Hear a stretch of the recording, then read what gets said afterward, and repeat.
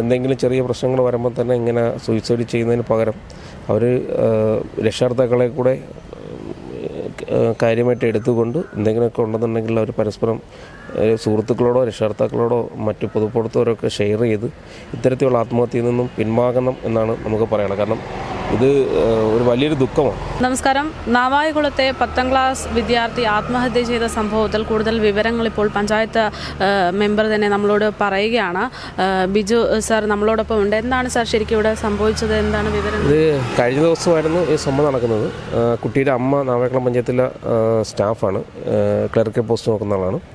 അപ്പം ഇവിടെ പഞ്ചായത്തിൽ ജോലിയിൽ നിൽക്കുന്ന സമയത്താണ് വീട്ടിൽ നിന്ന് മാഡത്തിന് കോൾ വരുന്നത്. അങ്ങനെ മാഡം പോയതിനെ പറയ്ക്കുന്നതിന് ഇവിടുത്തെ പഞ്ചായത്ത് വൈസ് പ്രസിഡൻറ്റിനെ വിളിച്ചിട്ടുണ്ടായിരുന്നു. അപ്പോൾ വൈസ് പ്രസിഡൻറ്റ് പറയ്ക്കുന്ന അവിടെ ചെന്നു പെട്ടെന്ന് വാഹനം കിട്ടാത്തതുകൊണ്ട് പഞ്ചായത്ത് വാഹനത്തിൽ തന്നെ കുറച്ച് ദൂരം കൊണ്ടുപോയി. പിന്നെ ആംബുലൻസിലാണ് കൊണ്ടുപോയത്. ഹോസ്പിറ്റലിൽ എത്തിയപ്പോൾ മരണപ്പെട്ടെന്നാണ് അറിയാൻ സാധിച്ചത്.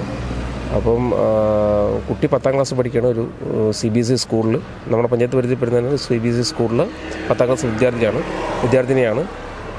ബ്രില്യൻ്റ് കുട്ടിയാണ്, നല്ല കഴിവുള്ള, എല്ലാ മേഖലയിലും പഠന മേഖലയിലായാലും എല്ലാത്തിനും ഇതായിരുന്നു. അന്ന് ആ കുട്ടിക്ക് എക്സാം ഇല്ലാത്തതുകൊണ്ട് ലീവിലായിരുന്നു. അപ്പം ഈ കുട്ടിയുടെ അമ്മൂമ്മയും മാത്രമാണ് നിലവിൽ ആ വീട്ടിലുള്ളത്. മാഡം ജോലിക്ക് വരുന്നതുകൊണ്ട് കുട്ടിയുടെ അമ്മൂമ്മയും കുട്ടിയും മാത്രമാണ് വീട്ടിലുള്ളത്.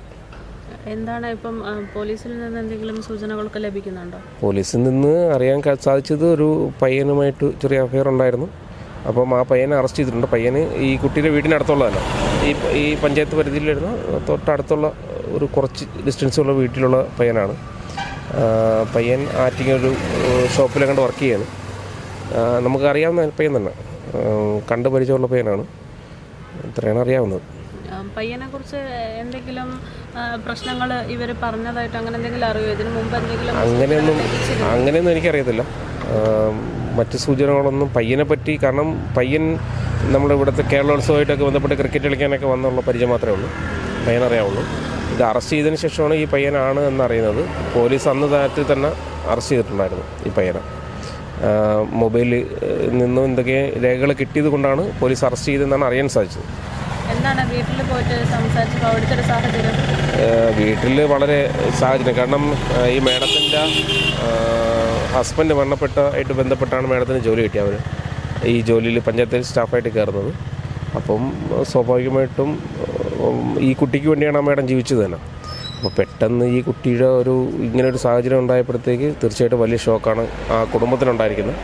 അത് എത്രത്തോളം അവർ കവർ ചെയ്ത് വരുമെന്നുള്ളതാണ് നമുക്ക് സംശയം ഉണ്ടാകുന്നത്. കാരണം ഒരു മകൾ മാത്രമേ ഉള്ളൂ. ആ മകൾക്ക് വേണ്ടിയാണ് ആ മാഡവും ആ അമ്മുമ്മയും ഒക്കെ ജീവിച്ചത്.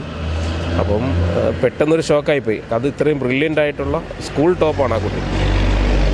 അപ്പം അവിടുത്തെ അധ്യാപകരായിട്ടൊക്കെ നമ്മൾ സംസാരിക്കുമ്പം എല്ലാ ആക്ടിവിറ്റീസിലും ഈ കുട്ടിയുണ്ട്. അപ്പം ആ കുട്ടിയുടെ കൂടെ പഠിക്കുന്ന കുട്ടികളുണ്ട്. അപ്പം അവരെ രക്ഷകർത്താക്കളൊക്കെ ആയിട്ടൊക്കെ നമ്മൾ സംസാരിച്ചായിരുന്നു. അപ്പം ഈ കുട്ടിയാണ് മറ്റ് കുട്ടികൾക്ക് പോലും ക്ലാസ് എടുത്ത് കൊടുക്കുന്നതെന്നാണ് അറിയാൻ സാധിച്ചത്. അത്രയ്ക്കും ബ്രില്യൻ്റ് ആയിട്ടുള്ള കുട്ടിയാണ്, എല്ലാ ആക്ടിവിറ്റീസിലും എല്ലാത്തിലും ഉള്ള കുട്ടിയാണ്. അപ്പോൾ അങ്ങനെയുള്ളൊരു കുട്ടി ഇങ്ങനെ ചെയ്തപ്പോൾ സ്വാഭാവികമായിട്ടും ആ കുടുംബത്തിന് ഭയങ്കര ഷോക്കാണ്. ഞങ്ങൾക്കൊക്കെ അറിയാം കുട്ടിയെ, കാരണം ഇവിടെ വരും മിക്കവാറും.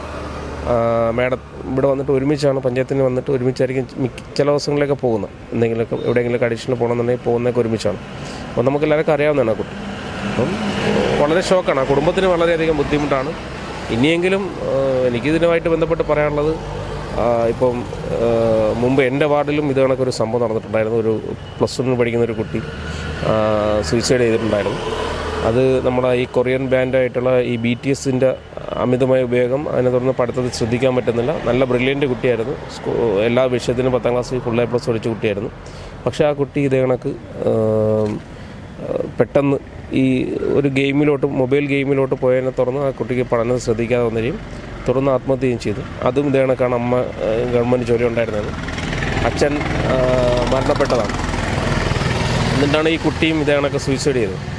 അപ്പം ആ കുടുംബത്തിന് ഭയങ്കരധികം ഷോക്കായിപ്പോയി. അപ്പോൾ ഇത്തരത്തിൽ ഈ കുട്ടികളുടെ ഭാഗത്തു നിന്നും എന്തെങ്കിലും ചെറിയ പ്രശ്നങ്ങൾ വരുമ്പോൾ തന്നെ ഇങ്ങനെ സൂയിസൈഡ് ചെയ്യുന്നതിന് പകരം അവർ രക്ഷകർത്താക്കളെ കൂടെ കാര്യമായിട്ട് എടുത്തുകൊണ്ട് എന്തെങ്കിലുമൊക്കെ ഉണ്ടെന്നുണ്ടെങ്കിൽ അവർ പരസ്പരം സുഹൃത്തുക്കളോടോ രക്ഷകർത്താക്കളോടോ മറ്റു പൊതുപ്രവർത്തകരൊക്കെ ഷെയർ ചെയ്ത് ഇത്തരത്തിലുള്ള ആത്മഹത്യയിൽ നിന്നും പിന്മാകണം എന്നാണ് നമുക്ക് പറയാനുള്ളത്. കാരണം ഇത് ഒരു വലിയൊരു ദുഃഖമാണ്.